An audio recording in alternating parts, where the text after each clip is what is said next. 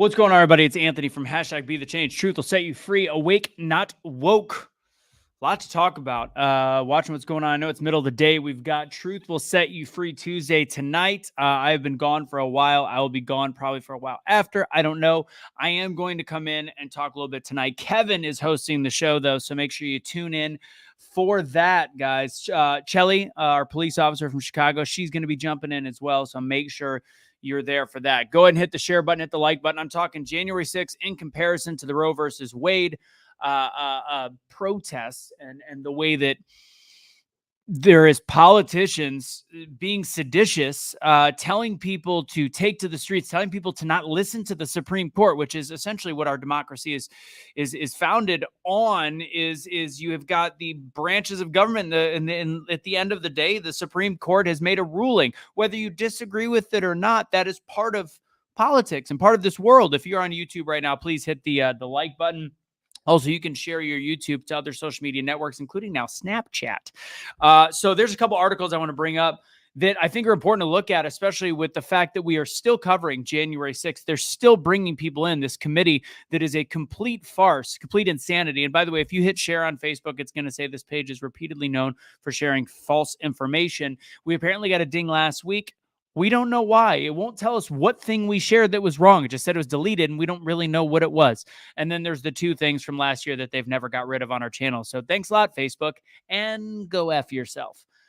So there's a couple things. First off, very little known, and I'm actually, you know what, I'm going to start with this. How is it there was 46 people that died late last night in San Antonio in the back of a truck because they didn't have enough ventilation? They probably suffered and died in a horrific death, and there is little to no coverage whatsoever. Late last night, CNN had it stacked on the bottom. Fox had it as main story, and today we're back to January 6 hearings. Why? Because right now what's going on at the border is something that that is a direct violation of what is happening in the White House and our administration. You can argue a lot of different ways on why gas prices are the way they are. You can argue corporate greed. You can have a fight, and you can have logic going in both directions. But right now, what is happening at the border is 100% the fault of this administration leading into becoming president, all the different things. It's pretty screwed up what's going on at the border. And in fact, it's 46 people dead. And it could be more than that. Now, I don't know, because there's no real story of it anymore. In the back of a truck. This is purely to blame on the trafficking that is going on to bring people up, whether it's young people. I don't even know the ages, but 46 people is, you would think that'd be news. I mean, we cover these mass shootings of individuals. We cover these mass shootings for weeks on end. Yet all of a sudden we're ignoring less than 24 hours after these dead bodies were found. It's like they're not even human. Why? Because it looks really bad on the current administration, and even Fox News is covering that up.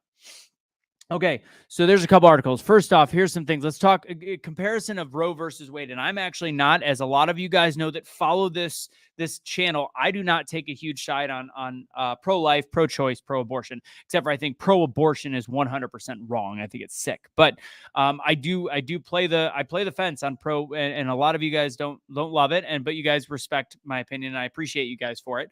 But you've got pro-life and pro-choice, and you've got these people that have gone absolutely insane in the streets right now when you look at what's going on out there.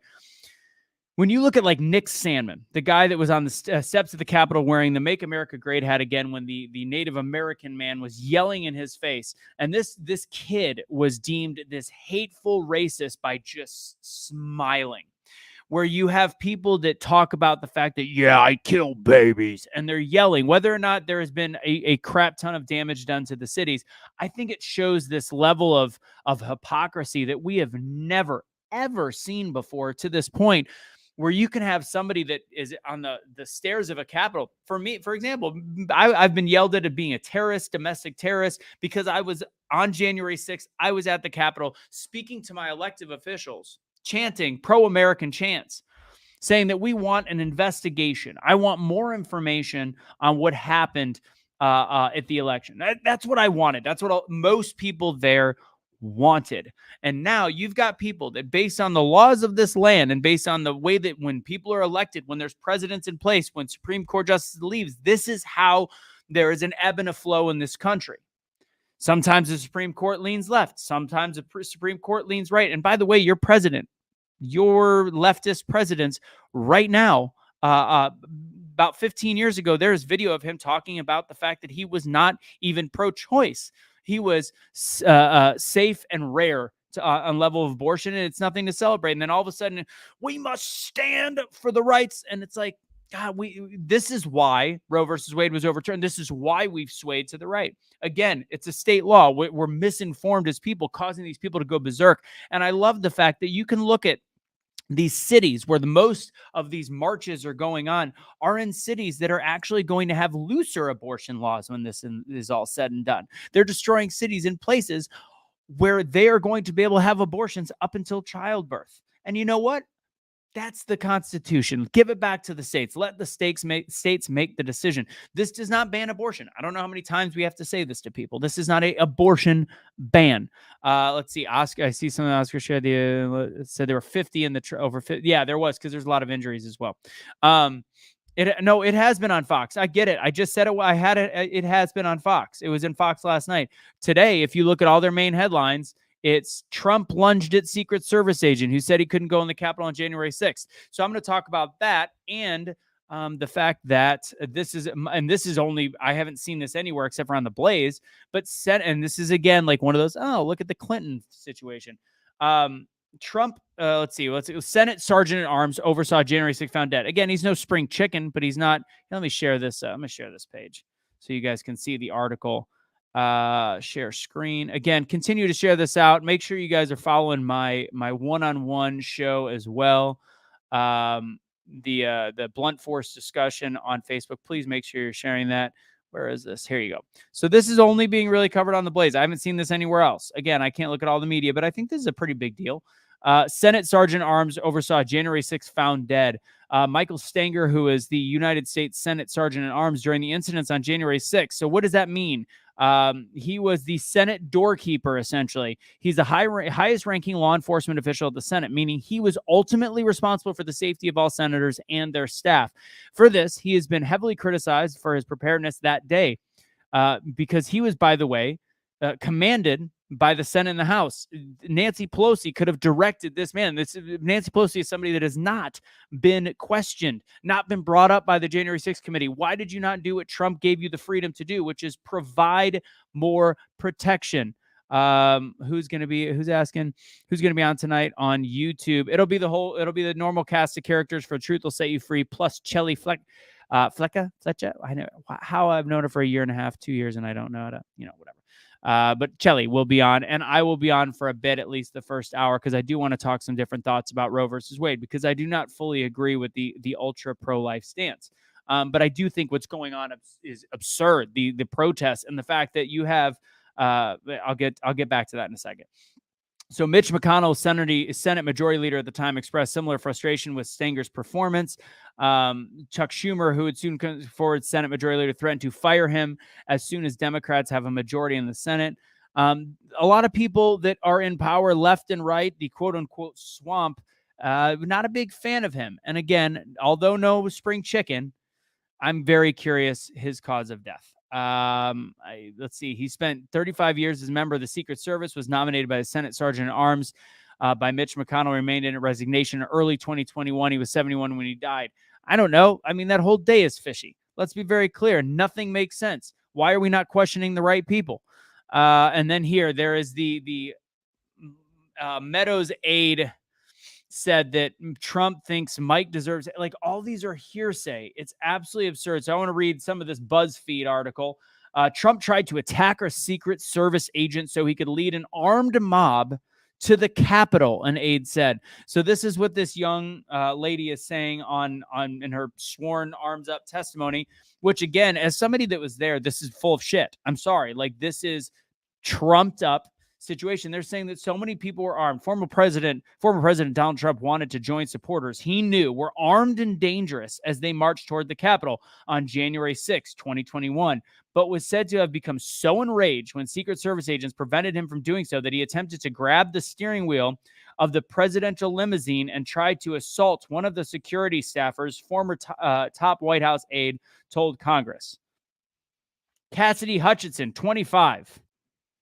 I mean, we are literally having a hearsay, he said, she said testimony that is controlling the minds of the absolutely idiotic left that will believe like, no, this 25, this girl said it. So it's gotta be true. He tried to he tried to grab the, what was he in the front seat of the limo, or did he go, this is one of those, locker room talk things. Was he in the back saying like, I'm going to grab that steering wheel. We need to get over there. And then all of a sudden, this is how it's being translated. Can you really believe these people?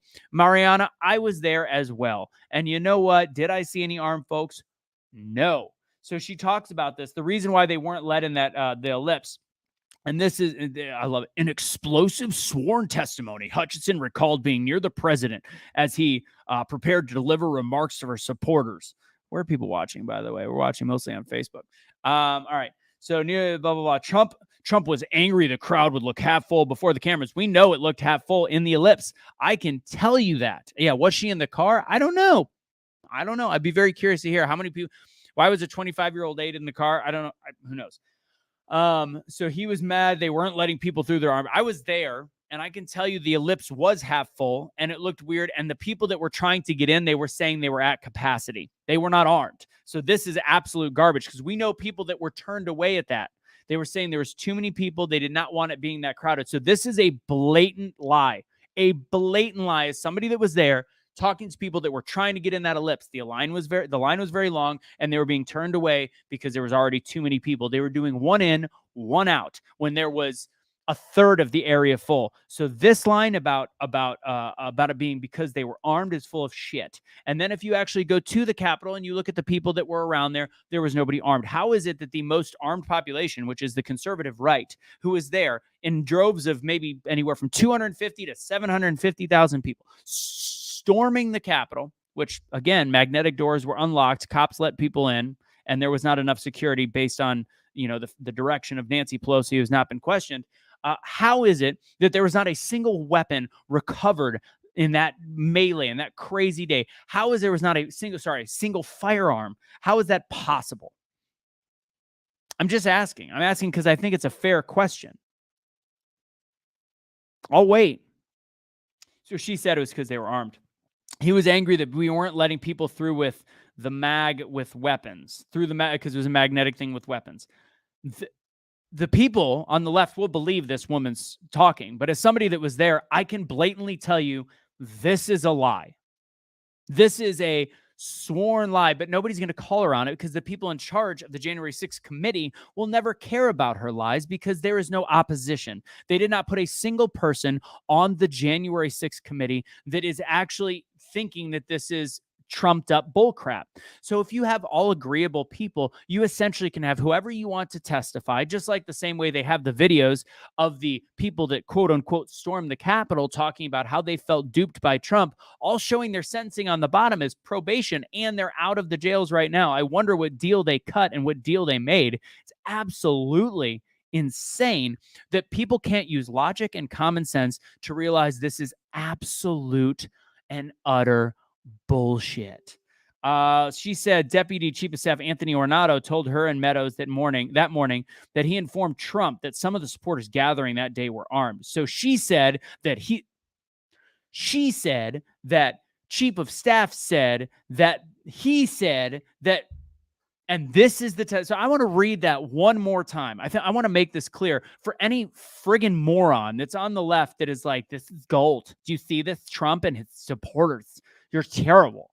She said Deputy Chief of Staff Anthony Ornato told her and Meadows that morning that he had informed Trump that some of the supporters gathering that day were armed. Trump had been advised by lawyers, including lines in his speech that would mention him going over to the Capitol, criticize Mike Pence for overseeing the election certification, or encourage people to fight, she said, but he had done so anyways. So he was advised, and he made his own freedom of choice decision based on impact. And again, if you really take the lines out of that speech, nothing was said wrong. He said peacefully. Do you know who doesn't say peacefully? Maxine Waters, AOC, right now chanting, take it to the streets, not even fight like hell, fight for your rights. Do not let this stand. The Pentagon is even considering not listening to the Supreme Court. That's seditious. That is something that completely undermines everything about our judicial system in this country, our three branches of government, everything that makes the United States function, although it functions incredibly poorly at this point. You're telling me that you are okay with our leaders saying, I don't agree with the decision, just like, you know what? Some people didn't agree who won the presidency. Although it was a free and fair election, I'm going to state that because we're on YouTube. So you're going to tell me right now that there is people out there that don't understand that some people didn't agree about something, but now you don't agree about a fairly elected decision written up by the Supreme Court that is done based on the guidelines of our Constitution and of our rules. You disagree with it. And you think it's okay to fight like hell, try to break into an Arizona building. I seen a blowtorch on a police officer, and you're going to go ahead and do these massive protests. And you know what? Do you have a right to protest? Absolutely. Go out there, continue to peacefully protest. But when you are starting to say that we're not, but when you have officials, when you have government officials that are absolutely losing their minds, Elizabeth Warren saying, you know what, this is a reason we got to pack the court. So this is a reason we have to change everything the way we've been done because we disagree with the decision. We disagree with something that happened in November of 2020, which is why we took it to the Capitol. We took it to our elected leaders that should be in fear of the people. I watched a great video today that somebody sent me, essentially explaining what the purpose of government. You are elected officials. You should be in fear of the people because at the end of the day, you have to serve us. And we disagreed with that decision because we wanted to make sure that there was a proper investigation into what seemed something different because this was the first election that had this massive amount of mail-ins. That's what we wanted. We didn't say that it was completely false. We said we need a little bit more time because something's fishy because this asshat had 37 people at every one of his rallies and the other one had a silent majority that became very vocal.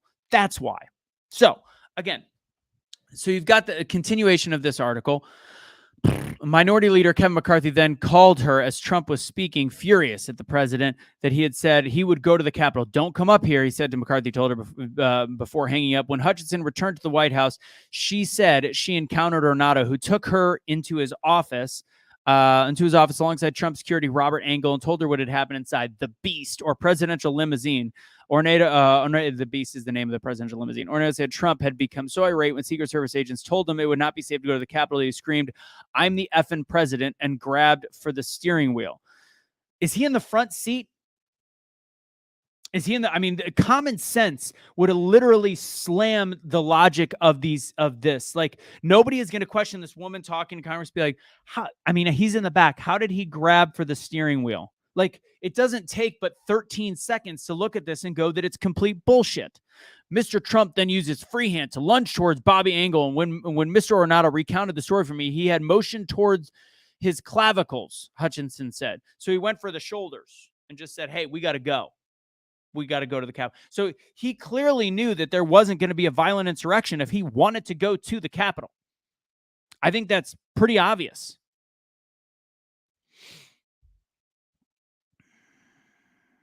She also described a December 2020 incident when Trump had become so furious that he threw his lunch against a White House wall. Attorney General Bill Barr told the Associated Press that the Department of Justice had found no widespread election irregularities. Such a tantrum was not without precedent. Well, okay, maybe not overly presidential, but we also have a president that shits his pants right now. Not presidential. Also yells complete divisive remarks. Trump was divisive against the media, who is completely full of shit. Trump was not divisive against its people. Nothing in this is obvious. Nothing in this makes actual sense to somebody that has a brain. So regardless, guys, please share this video out. I think it's mind-boggling. You've got somebody that was kind of in charge that's dead. Nobody's talking about it. You got Ghislaine Maxwell getting 20 years and still never giving up a name of these people that were sex trafficking children. But hey, screw it. And then you've got this still. We're looking at Trump lunging at Secret Service agents, talking about this. Oh, he knew there was armed people when I could tell you there wasn't. Like, Everything, everything that is out there right now is garbage. And that's all I can tell you guys. It is complete and utter garbage. Meanwhile, we're ignoring 46 plus dead people in a truck in San Antonio that came from the border because it shows the complete failure of humanity by this administration. You could take away all the financial stuff, take away the gas issues, take away this, take away that. 46 dead individuals that suffered a miserable and painful death because of the open border policies of this failed administration. Shame on you, shame on the left, shame on the administration, and shame on those that don't see how hypocritical it is that you've got leaders yelling to overthrow a governmental decision, the same ones that are part of the people championing a January 6th committee that is trying that's sole purpose. That you can't tell me there is another purpose except for to make sure Trump does not become president in 2024. What else? Why are we wasting all this time and tax dollars on failed impeachment? He wasn't impeached. There's nothing that can be done. What are we going to go back and bring Ashley Babbitt back to life? I don't know. Riddle me that. There is no purpose to what's happening. Meanwhile, we're ignoring all the failures of this administration. The people on the left still think we're the assholes. Absolutely not. You're the assholes. There's 46 dead people on your hands, and gun control is now your biggest issue when you're ignoring the fact that it's illegal people, the illegal gun owners, the people in Chicago, 5 dead last week, a 15-month-old. You don't talk about that. You're only talking about the rare occasions of very, very sad issues with mass shootings, which could have been prevented in Uvalde for the most part, as long as you had police chief, who might I add was a Biden supporter. I mean, I don't think those two necessarily tie together, but big Beto supporter, big Biden supporter didn't have the nuts to send the police in there for an hour. That's your issue. Weak men, weak little pussies that are on the left. I'm getting a little heated because this is again affecting the fact that I was there on a day that they're lying about. We're being judged and just annihilated for a certain belief where we want people to have open minds and open hearts and open discussions. And your side, the left side, is deciding to silence those and allow their own groups to chant seditious threats against our current government. Fuck off. God bless, guys. Have a great rest of your day. Casey's point, and that's why I'm stopping in the show tonight. I think this is the ultimate, and it's because I do have an open thought process to Roe versus Wade, because I think everyone has a different predisposed opinion, and a lot of the people on the conservative or on the right side, on the Republican side, do not feel as staunch about this. They don't, as a lot of the super pro-life is. I think it is the 50 Shades of Gray is what is truly going to destroy the conversation on this. Let's see. I was there close enough to be pepper sprayed by the police, and I saw no weapons. I was there. I was very close as well. I had flash bombs going off 4 feet from my head on a live video. So, yeah, riddle me where those weapons were.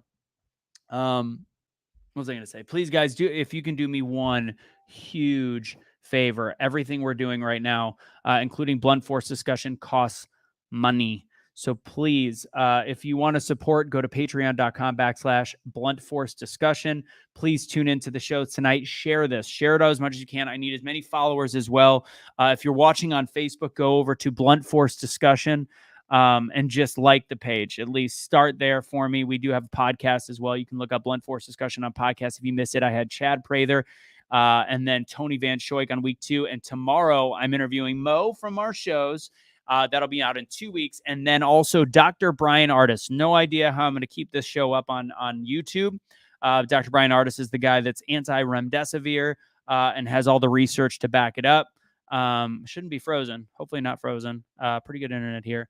So that will be tomorrow. We're shooting that. It'll be out on Saturday. Please, again, support. It costs me a lot of money each week to get that show up. And with Truth will set you free, we do what we can. We do it for free because we're trying to provide this. But I felt the need to get feisty on this one. I was going to actually share a positive story about kind of a, non-political thing that kind of happened to me in the last week with all the turmoil going on in my life.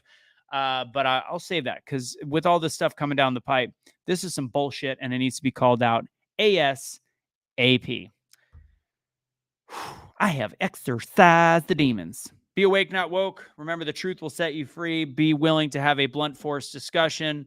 And God bless. Take it easy, you guys. Have a great rest of your day. And I will see some of you tonight for Truth Will Set You Free at 9 o'clock Eastern Time, right on these channels.